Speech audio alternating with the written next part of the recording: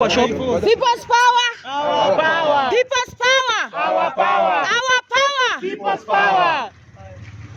Yes, Iko H. Kibira hapa. For the last 1 month has been a turning point for the great Republic of Kenya. The courage by the fellow young people of this country to rise above tribe, social class, fear, and political backgrounds and unite against the skyrocketing cost of living, wastage in government, and bad governance that has resulted to the punitive taxation, closure of businesses leading to increased unemployment, collapse of essential social service and social service such as education, health is an act we, the Kibra Social Justice Center and patriotic Gen Zs, very proud of. In only 2 weeks of the peaceful uprising, we saw the punitive finance bill 2024 being rejected in entry, and all cabinet secretaries dismissed. This is itself was a sign of hope for the people from its government. People power. Our power. However, we vehemently condemn the police conduct in handling protesters, the abductions, illegal arrests, brutality that has resulted to the death of over 60 young patriotic Kenyans, some from Kibra, and left many others with severe injuries, were unprecedented. While Article 37 of the Constitution 2010 provides for the right to assemble, to demonstrate, and to present petitions, Article 32 assures every person inherent dignity, a right that must be respected and protected. This dignity must be observed in different lights, and the easiest is to refer to Article 43 of the Constitution, which provides for social and economic rights, and that the government must guarantee its citizens highest standards of health, adequate housing, freedom from hunger and adequate food, safe and clean water, quality education, and social security, a duty that the Kenya Kwanza government has failed in delivering. People's power. Our power. We think young people make their voices heard sometimes, all the time, but we do not feel there is someone who understands it or has the willingness to understand it and to actively listen to what we are saying. This is not new. People's power. Our power. Our power. People's power. Last week's demonstrations have revealed a worrying trajectory to the protection of people's enjoyment of their constitutional rights.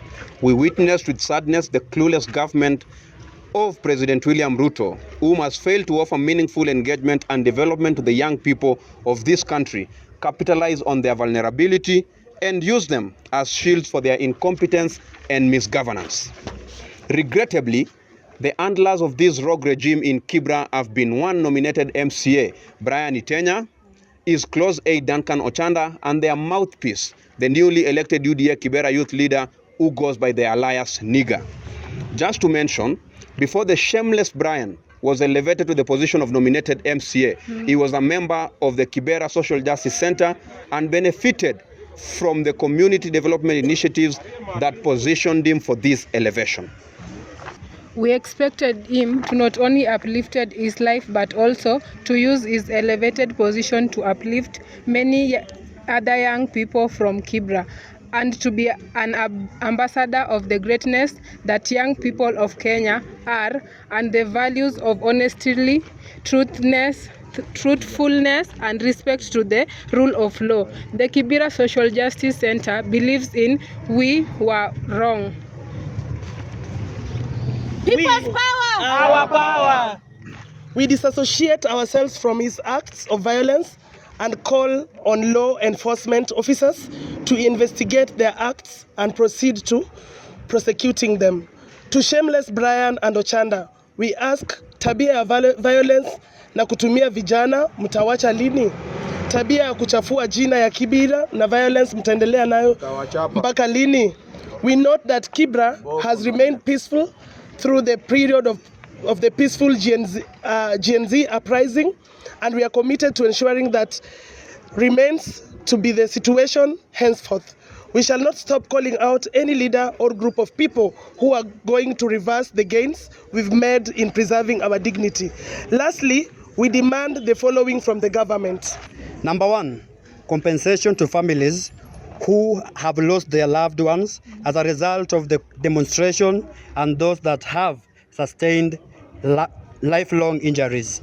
2. Correct. Prosecution of the rogue police caught on camera and CCTVs committing crimes, especially murder and use of brutal means on peaceful protesters. Correct. Restructuring the government on grounds of competence and not political preservation has already been witnessed in the constitution of the cabinet and commitment to implementing and protecting of the Constitution 2010. Thank you. People's power.